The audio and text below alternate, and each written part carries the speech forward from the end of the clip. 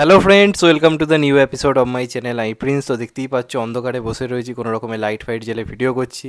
এখন হয়তো অন্য কিছু ভিডিও করার থাকলে হয়তো করতাম না, কারেন্ট এলে করতাম। কিন্তু সিরিয়াসলি যেটা নিয়ে কথা বলতে চলেছি সেটা নিয়ে যদি না এখন কথা বলি, মানে সিরিয়াসলি মানে কি বলবো, মানে মনটা হালকা করতে পারছি না, এতটা এক্সাইটিং হয়ে আছি। শেষ কোন বাংলা সিনেমাকে নিয়ে যে এতটা এক্সাইটিং, মানে এতটা এক্সাইটেড হয়েছি আমার নিজের সত্যি কথা বলতে মনে নেই। সেই চেঙ্গিসের টাইমে হয়তো হয়েছিলাম, তারপর সব থেকে বেশি এক্সাইটেড হয়েছি এই কাজটা নিয়ে। কারণ আমাদের মানে জিদ্দাকে তো আমরা পেয়েছি কমার্শিয়াল জোনে, এবার তাকে পাওয়ার দরকার ছিল, যার সিনেমা একসময় সিটি হাততালি মেরে আমরা সিনেমা হলে দেখেছি। তো সেই দেবদার এবার কোথাও গিয়ে ফেরার পালা, খাদানের মাধ্যমে। খাদান নিয়ে তো এমনিতেই হাইপ চরম লেভেলের, মানে 8 থেকে 80 প্রত্যেকে ব্যাপারটা জানে। বহুদিন পর কোনো বাংলা কমার্শিয়াল কাজ আসছে, লোকে জানে যে হ্যাঁ ভাই আসছে।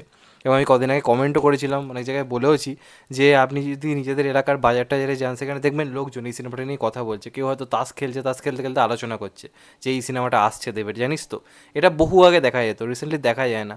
তো এতদিন পরে এই যে দেবদা ফিরছে কমার্শিয়াল জোনে, সেটাকে ভাই মারাত্মকভাবে সেলিব্রেট করতে হবে, সেটাকে ভাই সোয়াক্সে স্বাগত করতে, এবং সেই করার মোমেন্টগুলো আমাদের ক্রিয়েট করতে হবে না, দেবদা নিজেই ক্রিয়েট করে দিচ্ছে। এমন এমন কিছু জিনিস দেখছি, এবং যে ব্যাপারটি না এখন এই ভিডিওতে পার্টিকুলার আমি কথা বলতে চলেছি, সেটা যদি সত্যিকারের থাকে, যেটা তো আমার মনে হয় 100% থাকবে, যদি থাকে তাহলে সিরিয়াসলি আমি কেন, প্রত্যেকে মানে চেয়ারের ওপর উঠে পুরো একদম তাণ্ডব নাচ করবে। এবং আমার মনে হচ্ছে চেয়ার ফেয়ার ভাঙবে আবার, অনেক দিন পরে ভাই চেয়ার ভাঙবে। এই প্রত্যেকটা সিঙ্গেল স্ক্রিনের মালিকদেরকে বলছি, ভাই কাঠের চেয়ার তৈরি করো, ওই প্লাস্টিকের চেয়ার যদি থাকে সব ভেঙে চুরমার হয়ে যাবে। কারণ এতদিন পরে দেব ফ্যান্সরা ভাই দেবদাকে দেখে সিটি হাততালি নাচার ভাই মানে সুযোগ পাচ্ছে, সেটাকে তারা কীভাবে সেই আবেগটাকে বার করবে আই থিঙ্ক ফিল করতে পারছো, চরম লেভেলের। তো আমি তো তোমাদেরকে বলেছি খাদানে চরম অ্যাকশান থাকবে, এমন কিছু থাকবে যেগুলো আমরা দেবদাকে বহু যুগ পরে করতে দেবো, এবং দেবের কেরিয়ারে সব থেকে বিগ বাজেট, সব থেকে হাইয়েস্ট মানে বড় স্কেলের মানে কাজ হয়েছে যে খাদান। এমনিতে আমরা দেখতে পাচ্ছি মুম্বাই থেকে অ্যাকশন ডিরেক্টর আনা হয়েছে, জওয়ানের মতো সিনেমায় যিনি কাজ করেছেন, তাকে দিয়ে এখানে অ্যাকশন করানো হচ্ছে। তো বুঝতেই পারছো খুব বড় স্কেলে কাজ হচ্ছে, বিরাট পরিমাণ টাকা ঢালা হচ্ছে। দেবদা এতদিন অন্যান্য ধরনের সিনেমাগুলো করে যে বিরাট বক্স অফিসটা এনেছে, সেই সব টাকা ভাই এখানে লাগিয়ে দিচ্ছে। চলো ভাই বড় স্পর্ধায় এমন কিছু করব, রীতিমতো ব্লাস্ট হবে।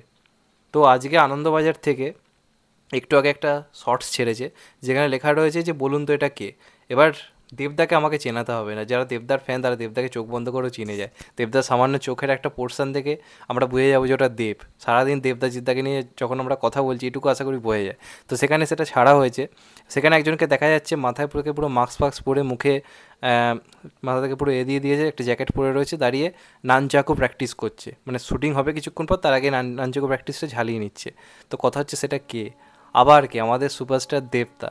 এই সিনেমাতে খাদানে হিউজ তো অ্যাকশান থাকছেই, চরম লেভেলে মার্শাল আর্ট থেকে শুরু করে সব কিছু থাকছে, এটা তো আমরা সবাই জানি। এই সিনেমাতে দেবদাকে আমরা নান চাকু ফাইটও করতে দেখতে চলেছি। সেই পাগলুর সময় একটা বাংলার হিরো সিঙ্গেল স্ক্রিনে আমরা দেখতে পাচ্ছি বড় পর্দায় নান চাকু ফাইট করছে, এবং আমাদের চোখ ধাঁধিয়ে গেছিলো যে ভাই বাংলায় এরকম অ্যাকশন কেউ করতে পারে। তখন সবাই বলেছিলাম যে বাংলায় ভাই এটা কী দেখছে, এটাও সম্ভব।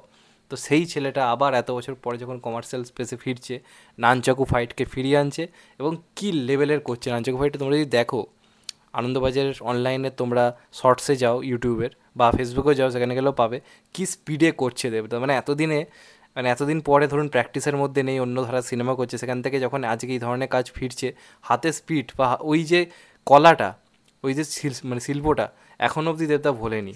এমনিতে আমরা তো দেবদা জানি মানে ব্ল্যাক বেল্ট পাওয়া ছেলে, তো সেই যে প্র্যাকটিসটা এখনও দেবদা বজায় রেখেছে। কী করছে ভাই, সিরিয়াসলি বলতে গেলে কী করছে।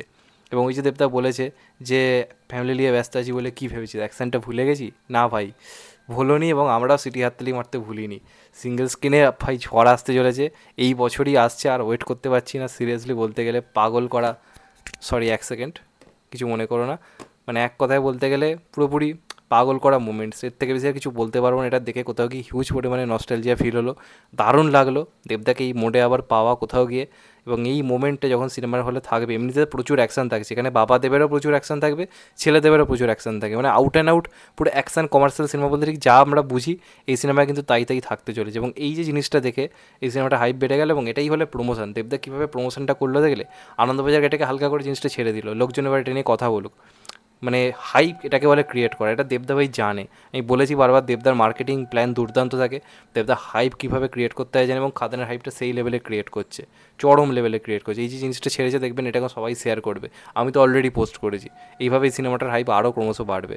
তো আরও ওয়েট করা যাচ্ছে না, এই সিনেমাটা ছোট্ট একটা ঝলক দেখার জন্য ওয়েট করে আছি, আর একটা পোস্টার দেখার জন্য ওয়েট করে আছি, প্লাস বাদ বাকি তো যিশুদা আরও অনেকে রয়েছে সিনেমার মধ্যে। তো বিরাট বড় পাওনা, দেখে দারুণ লাগলো। তোমাদের কেমন লেগেছে কমেন্ট করে জানাও, আর চ্যানেলটা নতুন হলে চ্যানেলটাকে সাবস্ক্রাইব করে দিও and get the bell icon. ভালো থেকো সবাই, টেক কেয়ার, নমস্কার, আবার দেখাবে এখন তো ভাই। সবাই ভালো থেকো, সুস্থ থেকো, টেক কেয়ার ভাই, আবার দেখাবে, ভালো থেকো।